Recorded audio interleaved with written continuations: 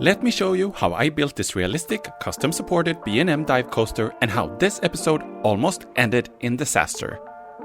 As teased about in the previous episode of this Planet Coaster mini tutorial series, I am adding a B&M dive coaster into the park. Buckle up and get ready for yet another episode of my Planet Coaster mini tutorial series. I start by building a 45-degree lift hill. Then I make the first drop 90 degrees. This is optional as some dive coasters feature drops beyond 90 degrees. I then continue into an Immelman style loop before bringing the coaster back towards where it starts. B&M dive coasters are incredibly popular and features many common elements and layouts compared to each other. I will try to resemble the typical layout of a dive coaster as close as possible with 4 inversions, 2 airtime hills, a mid-brake run and helixes. I am using the same 6-meter smoothing and auto-completing technique as used in my steel coaster tutorial a few weeks back. If you haven't seen that episode, I will put it on the screen at the end for you to watch. This coaster was among the hardest ones I have ever built. The reason being is that it's nearly impossible to get a smooth and realistic result compared to other coasters.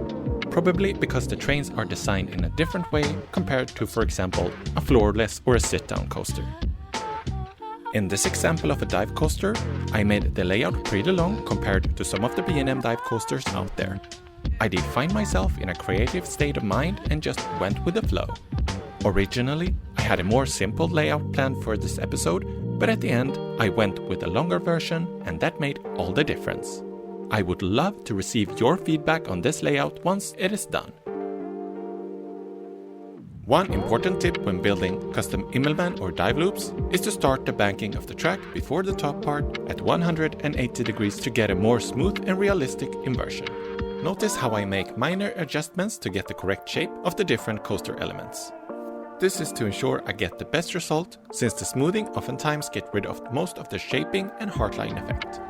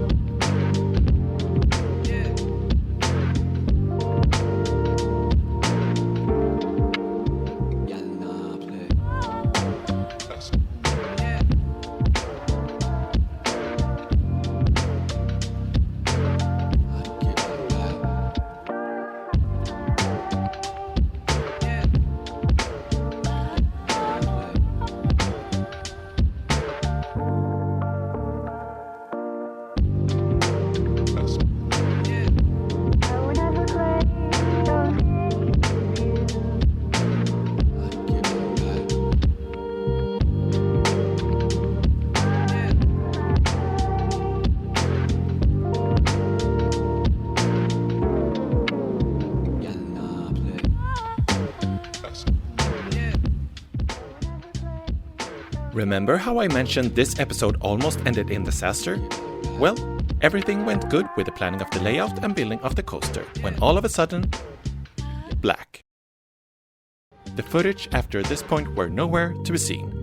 Luckily though, I took a break and I noticed this issue. I was not able to restore the screen recordings, however, this is a short recap of the custom supporting I did that got lost. Take a good look or pause the video to get inspiration for custom supports of a B&M dive coaster. Anyway, following this, I made a short version of a few supports built by me so you can get an idea of how I did them. Furthermore, if you need more inspiration when it comes to custom supports of a roller coaster, check out part 5 of this tutorial series, as I covered this topic more in depth. I will put that video on the screen at the end for you to watch. Let me fast forward a bit in the building process and of course leave you with a POV in just a moment.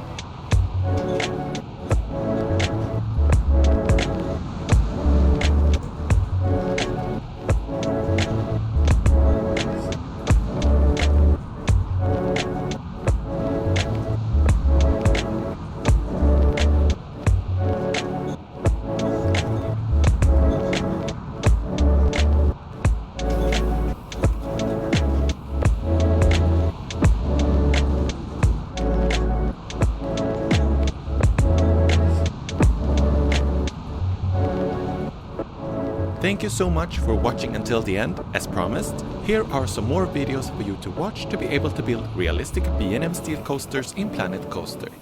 Until next time, take care.